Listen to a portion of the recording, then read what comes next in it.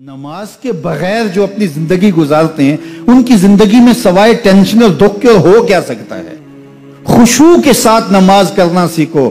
نماز پڑھنے کے بعد آپ ہلکے پھلکے پاؤ گے اپنے آپ کو. رقت کے ساتھ اللہ کے حضور گڑ گڑاتے ہوئے سجدے کرو, اس کا اپنا سرور پاؤ گے.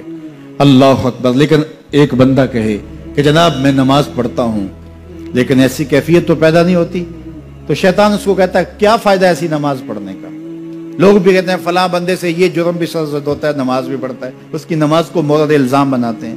تو بندہ بھی کہتا ہے چھوڑے, نماز نے مجھے کیا فائدہ دیا. لیکن کہا نہیں, نماز نہیں چھوڑنی. پہلے فرمایا نماز میں خشوع کرتے ہیں, یہاں فرمایا نماز کی محافظت کرتے ہیں. اگر کسی وجہ سے خشوع پیدا نہیں ہوتا چھوڑتے پھر بھی نہیں ہے. یہ اللہ کا فریضہ ہے. محدث کچھوچوی علیہ رحمہ سے ان کے ایک مرید نے کہا حضرت نماز پڑھتا ہوں لطف نہیں آتا, مزہ نہیں آتا. تو آپ نے حیرت سے کہا کہ اس کے باوجود پڑھتے تو ہو؟ کہا جی وہ تو اللہ کا حکم ہے, وہ تو پڑھتا ہوں. تو محدث کچھوچوی علیہ رحمہ جھومنے لگے, کہا واہ واہ, تم لطف کے بندے نہیں اللہ کے بندے ہو. تمہیں سرور نہیں آتا پھر بھی پڑھتے ہو, اس کا مطلب ہے تم سرور کے لیے, مزے کے لیے, لطف کے لیے نہیں پڑھتے, تم تو اللہ کے لیے پڑھتے ہو. اللہ اکبر. تو بندہ سرور نہیں بھی آ رہا پھر بھی اپنے آپ کو کھینچ کے لا رہا ہے مسجد کے اندر. خیال تنگ کر رہے ہیں پھر بھی مصلی پہ اپنے آپ کو کھڑا کر رہا ہے. سوچیں اس کو آوارہ پتے کی طرح کبھی ادھر پھینکتی ہے کبھی ادھر پھینکتی ہیں, لیکن پھر بھی وہ کھڑا ہوا ہے کہ میں نماز پوری کر کے جانی ہے. بار بار کبھی بھولتا ہے لیکن پھر دوبارہ نیت مان کے کھڑا ہو جاتا ہے, نہیں میں پوری کر کے جانی ہے. یہ کیوں کرتا ہے؟ میرے اللہ کا حکم ہے.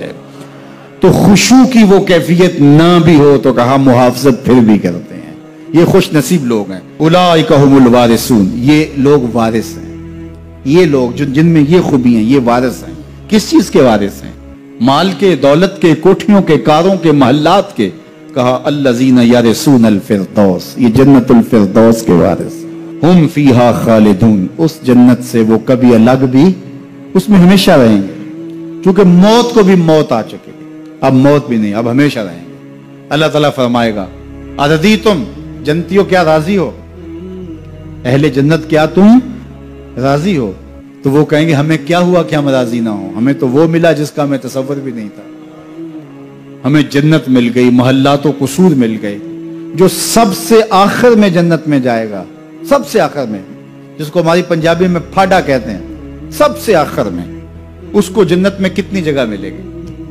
جو بندہ سب سے آخر میں آتا اس کو دھوپ میں جگہ ملتی ہے, جو اس سے تھوڑا سا پہلے آگا اس کو برآمدے میں ملی, جو اس سے پہلے آیا اس کو اندر جگہ ملی. ایسے ہی ہوتا ہے. تو جو سب سے آخر میں جائے گا جنت میں تو وہ سب سے بڑا گناہگار ہوگا, اور جہنم کے رگڑے سہ سہ کے وہ جہنم سے نکلے گا سب سے آخر میں. بخاری شریف میں تذکرہ موجود ہے. اللہ کے حضور حاضر ہوگا اور اللہ اس بندے کو کہے گا بتا کیا چاہیے؟ وہ کہے گا مالک مجھے یہ چاہیے. اللہ فرمائے گا لکا ما تمنیت, جو تو نے آرزو کی جا سب کچھ میں نے تیری جھولی میں ڈال دیا, اب جنت میں چلا جائے گا. اب اس کو تو یہ ہوگا سایہ دیوار میں جگہ مل جائے تو غنیمت ہے, جنت کے کسی درخت کے نیچے جھونپڑا لگا لوں تو کافی ہے, چلو کوئی 2 مرلے کا 3 مرلے کا کٹھیا بھی مل جائے تو کافی ہے. اس کے لیے تو اتنا ہی کافی کہ جہنم سے نکل گیا. لیکن اس کو کہا جائے گا جا جنت میں چلا جا, اور تیرے لیے جنت میں دنیا سے 10 گنا جگہ ہے. دنیا سے, بخاری کی روایت, 10 گنا جگہ. یہ 7 بر اعظم پہ پھیلا ہوا جہاں, اور اس کو 10 سے ضرب دے, اتنی جگہ اس کی ہے جو سب سے آخر میں جائے گا. جب اللہ یہ فرمائے گا تو وہ کہے گا اتسخر وانت الملک, میرے رب تو مجھے رب ہو کے مذاق کر رہا ہے, مالک ہو کے مجھ سے مذاق کر رہا ہے, بادشاہ ہو کے مجھ سے مذاق کر رہا ہے. اس کو لگے گا ہی نہیں کہ مجھ کو, میں ساری زندگی پاپ کرنے والا لیکن ایمان کا چراغاں تو اندر تھا. اللہ اکبر. آج نکلے گا تو جنت میں سب سے آخر جانے والے شخص کو کتنی جگہ ملے گی؟ دنیا سے 10 گنا جگہ دنیا سے سب سے آخری شخص کو, پھاٹے شخص کو ملے گی. پھر بلال حبشی کی جاگیروں کا عالم کیا ہوگا, ابو بکر عمر کی جاگیروں کا عالم کیا ہوگا, بابا فرید گنج شکر داتا گنج بخش علی اجویری, شیخ احمد مجدد الفسانی کی جاگیروں کا عالم کیا ہوگا. جب بندہ عزت سے سر جھکا دیتا ہے اللہ کی رحمتیں بندے پہ نازل ہوتی ہے. ایک روایت میں آتا ہے جب بندہ نماز کے لیے کھڑا ہوتا ہے, ابھی اس نے سجدے میں جانا ہوتا ہے, ابھی وہ قیام ہی کرتا ہے، اللہ فرماتا ہے میرے بندے کے گناہ جو ہیں اس کے بدن سے نکال کے ایک سمت کر دو، تاکہ میرا بندہ اس حالت کے اندر میرے حضور حاضر ہو کہ وہ گناہوں سے پاک اور صاف ہو۔ حضرت نبی رحمت صلی اللہ علیہ وآلہ وسلم فرماتے ہیں کہ پھر اس کے سارے گناہ اس کے بدن سے اتار کے ایک سمت رکھ دی جائے، اور بندہ مصلی پہ سبحان ربی العالی کے نغمے الاپتا ہے، رکوع کرتا ہے، سجدے کرتا ہے۔ جب سلام پھیر کے نماز ختم کر کے دعا کر کے جانے لگتا ہے تو فرشتے عرض کرتے ہیں مالک یہ جو گناہ اتار کے ایک سائڈ پہ رکھے تھے یہ دوبارہ اس کو دے دیں؟ اللہ فرماتا ہے جس کی جھولی سے گناہ نکال لیے تھے دوبارہ اس کی جھولی میں نہیں ڈالیں۔ اللہ اکبر۔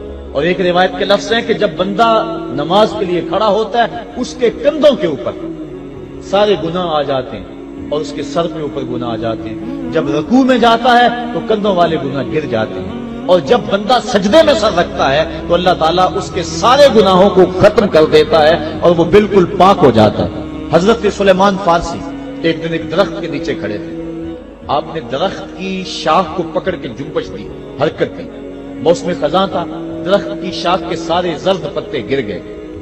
ایک صحابی پاس کھڑے تھے، انہیں پوچھنے لگے عثمان تو نے مجھے پوچھا نہیں کہ میں نے درخت کی شاخ کو یوں ہلایا کیوں ہے؟ انہوں نے کہا اچھا پھر آپ بتا دیں کہ آپ نے درخت کی شاخ کو یوں کیوں ہلایا ہے؟ کہا سنو پھر ایک دن میں اور چند صحابہ حضور کے ساتھ جا رہے تھے، رستے میں ایک درخت آیا، اس کے نیچے حضور کھڑے ہوئے، حضور نے اس طرح درخت کی شاخ کو پکڑ کے ہلایا، یوں پتے جھڑ گئے، ہم اس منظر کو دیکھتے رہے۔ حضور علیہ السلام نے فرمایا سلمان فارسی تو نے مجھے پوچھا نہیں کہ میں نے اس درخت کی شاخ کو یوں کیوں ہلایا ہے؟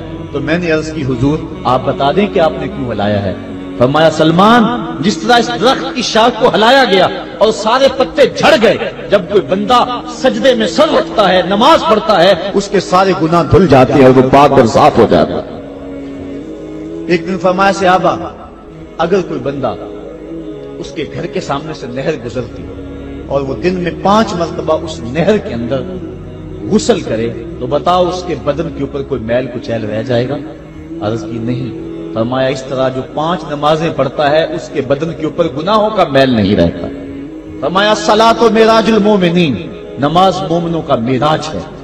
عماد الدین الصلاۃ، نماز دین کا ستون ہے۔ حبب الی من دنیاکم ثلاث، الطیب والنساء وجعلت قرۃ عینی فی الصلاۃ، مجھے تمہاری دنیا سے صرف 3 چیزیں پسند ہیں، خوشبو، منکوحہ بیویاں اور میری آنکھوں کی ٹھنڈک نماز میں رکھی ہے۔ اور حضور نے یہ بھی ارشاد فرمایا من ترک الصلاۃ متعمدا فقد کفر، جس نے جان بوجھ کے نماز چھوڑی گویا اس نے کفر ہی تو کیا، یعنی کافروں والا کام کیا۔ حضرت امام فخر الدین رازی نے تفسیر کبیر میں لکھا حافظوا علی الصلوات والصلاۃ الوسطی، اس آیت کریمہ کے تحت ایک عورت مدینے کی گلیوں میں چیخ رہی ہے اور کہنے لگی مجھے حضور کے در کا پتہ بتاؤ۔ حضور کی چوکھٹ کا پتہ بتلایا گیا، وہ حاضر ہوئی۔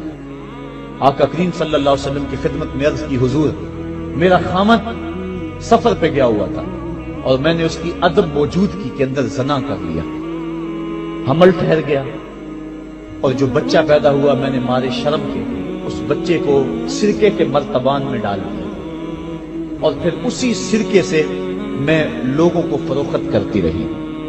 اب جبکہ میرا ضمیر جاگا ہے میں آپ کی خدمت میں حاضر ہوئی، مجھے بتایا جائے کہ میرے گناہ کا بھی کوئی کفارہ ہے۔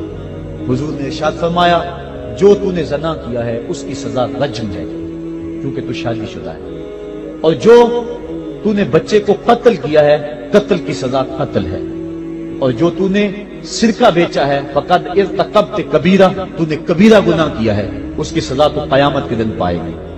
اس کے بعد حضور فرمایا ان تینوں گناہوں کی یہ سزا ہے، لیکن جس طرح تو گھبرائی ہوئی آئی تھی میں تو یہ سمجھا تھا شاید تیری نماز اثر قضا ہو گئی ہے۔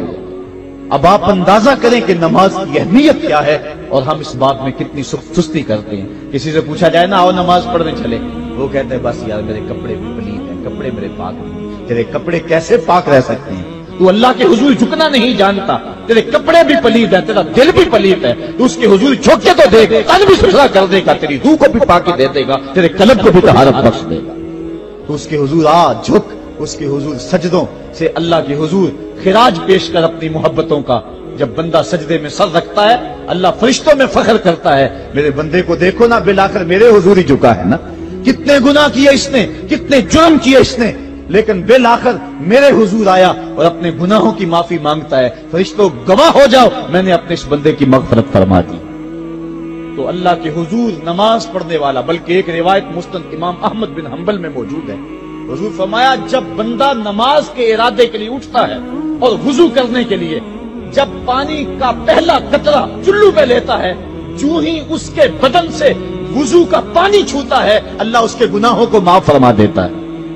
جس نماز کے قصد کے لیے اٹھیں اور وضو کریں اور پانی چھوتے ہی گناہ معاف ہو جائیں، اگر اس نماز کا اعلیٰ درجہ سجدہ کر لیا جائے تو پھر مالک کی کتنی رحمت نازل ہوگی۔